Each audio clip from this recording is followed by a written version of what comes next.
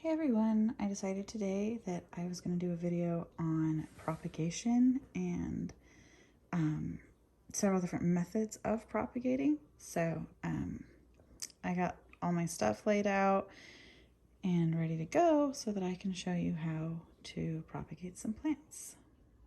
We're going to snip this Hoya numeraloides. Oops, dropped it. Next, I'm going to snip this Hoya rosita. I'm going to come in right in here. You can see underneath this leaf, if I can get in there. I want to cut close to this node so I have all of that to work with. Come in here really close so I can see it. And I'm just going to snip.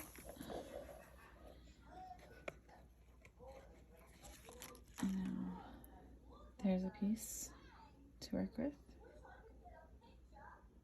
I keep saying I'm going to let this one grow, but I'm just going to take a little snip of this Hoya Polyneura Brogée because I can't resist propagating it.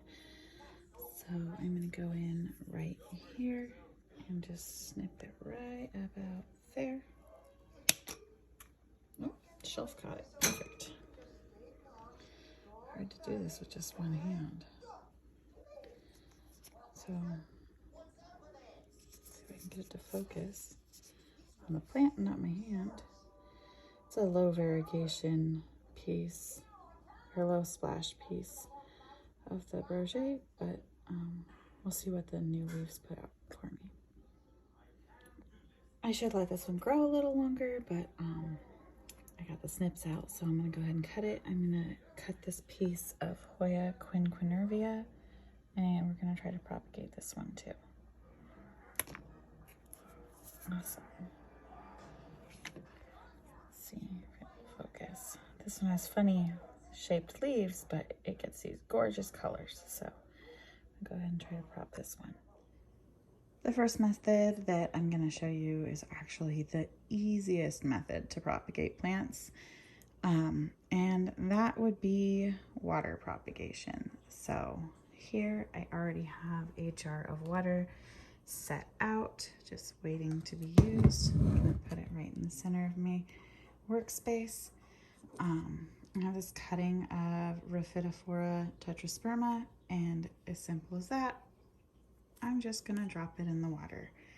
I also have a cutting of Hoya Chelsea that I took the other day and set aside specifically for this purpose.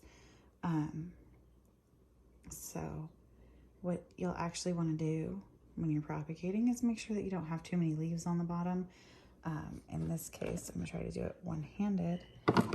I'm just gonna go ahead and snip this leaf right off so that's not in the way and I have a little bit more stem to work with. And then I'm just gonna go ahead and drop that right in the water. So now I have a couple different things that are propagating via water propagation. Go ahead and put that one back right there. And now we'll move on to the next one. For this method, I'm gonna need both of my hands. I won't be able to hold the camera, so I pulled out the tripod. This method is actually using leca, which is this clay medium. It's used for soilless mediums. The hydroponic vegetable growers use it a lot.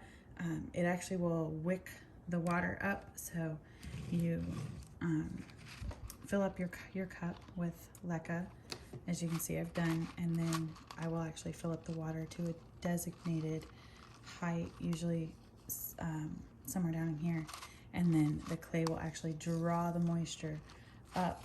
Sorry, I'm trying to show you without spilling it. Up through capillary action and keep the moisture around the stem, encouraging roots. So for this method here, it's pretty simple. You're just gonna go ahead and take your stems and poke them down into the leca. I kind of squeeze it a little bit so that the stem can slide through without too much resistance. So there's this Hoya Carnosa Crimson Princess already done. And then I'm gonna go ahead and do it again with this, Crimson Queen and Crimson Princess. Go ahead and do it again with the Crimson Princess. Just push it, oops. That one wanted to come back up, didn't it? Just gonna push it down into the medium like that. And then I'm gonna take this other piece and do the same thing.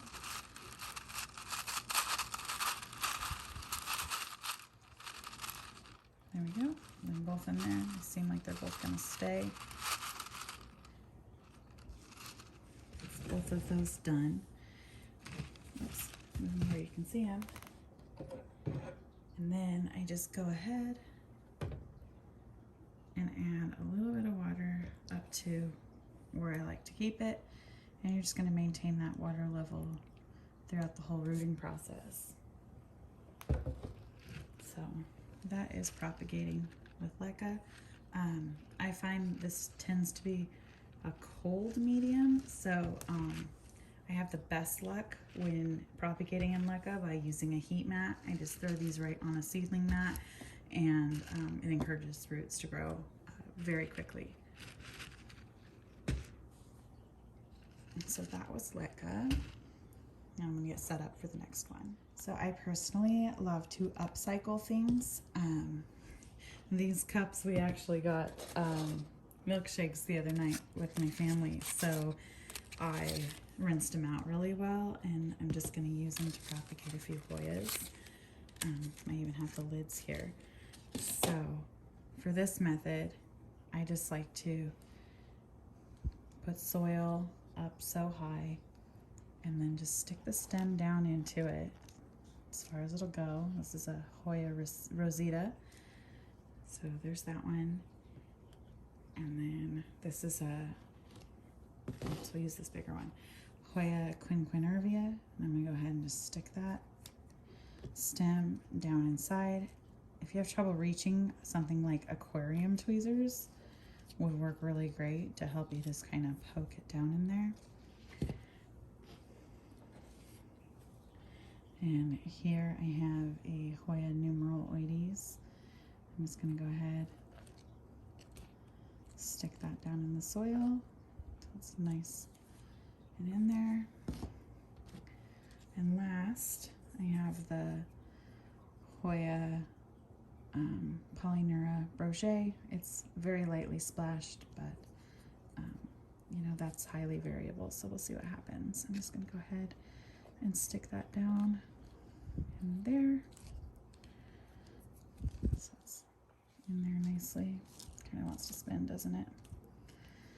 Like that. And then we'll do one more. I'm actually going to experiment with this Rhaphidophora to see which one roots fastest. So for this one, I'm going to have to kind of wiggle it down in there. There we go. Make sure it's in there nicely. And then there are no drainage holes in any of these, so when you do water, I'm just going to go really carefully. I don't want to go too heavy, otherwise I'll have to go dump all that moisture back out. So I'm just going to add a little bit of water to each one so that they're not totally dry, like that. This one too.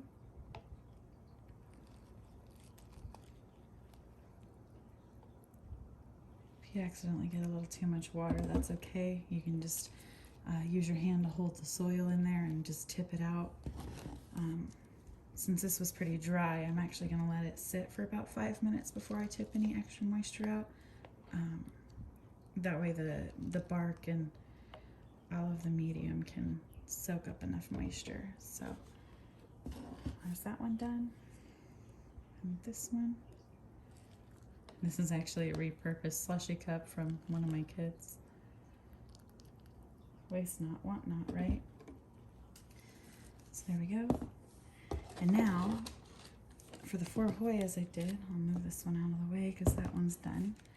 for the 4 Hoyas, I'm gonna go ahead and take these slushy lids and just pop them back on top, and that will help boost the humidity a little bit, you know, keep it a little humid in there, which will encourage rooting in Hoyas. That'll go on for me. There's that one. Perfect. So now there are my 4 Hoyas just ready to go on the shelf and root. I'll set those out of the way. And then I'll get set up for the next method of propagation. For the next method of propagation, I wanted to do in moss, sphagnum moss. You're going to want to get yourself some high quality moss like this. I find this brand actually has a lot less stems in it. Some of the stuff you get is really stemmy and has a lot of pieces of bark and like twigs and stuff in it. So this is actually the one I found that I like the best. It's not too gross. So for that, you're gonna want to take the dry moss and you're gonna put it in a cup. You're gonna get it wet, nice and damp. You can see it's damp, but it's not soggy. And I don't have it packed in there very firmly. It's just kind of, you want it to be in there loosely. If you have too much moisture, be sure to drain it out so you don't rot what you're working with. You don't want it to be too packed in tight because then you'll potentially rot it. So for this method, all you do is just throw your sphagnum moss that's damp in your cup, and then you're just gonna poke the stem right inside of it, making sure, like for this raft, you can see the nubs. You want them down in the moss so that they're in contact with that moisture. Oops, I broke that leaf. Well, so there's that. And while I was getting set up for this route, I went ahead and cut another piece of raft to try in the leca. That's one way I haven't rooted this one yet. So, oops, I'm just gonna tip some of this out of my way. Oops. And go ahead and wiggle that in there a little bit. If it'll cooperate. Maybe not. This is the worst leca. They didn't have the stuff I normally get, and when I went in to buy it, and I ended up with a whole bag of this like really rough stuff. The stuff I normally like to use is really round. So I got that in there, sitting where I want it, and then I'm just gonna go ahead and add that on top. And just like I did with the, oops, I will stop trying to roll over. Just like I did with the Hoyas, I'm just gonna go ahead and add water. Since this leca is totally dry though, I'm actually gonna add a little extra water because the leca is gonna have to soak it up. So I added the extra.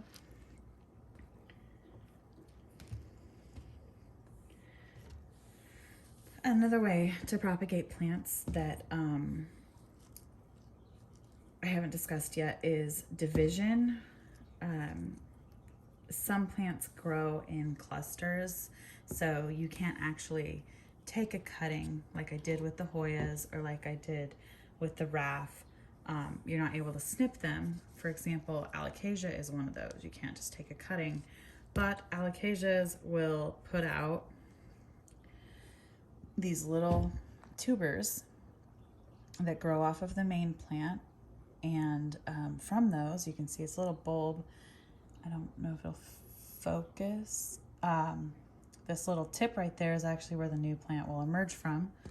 That's how this one started, was a bulb I put in there. So you can dig through your alocasias and pull out these bulbs, and then you just go ahead and you want to make sure that this pointy end is up.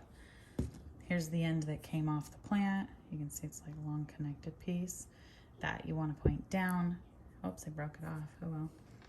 And then you're just gonna go ahead in your dirt or your soil, make a little hole, place it in there, cover it back up, and then keep it moist until your plant sprouts up.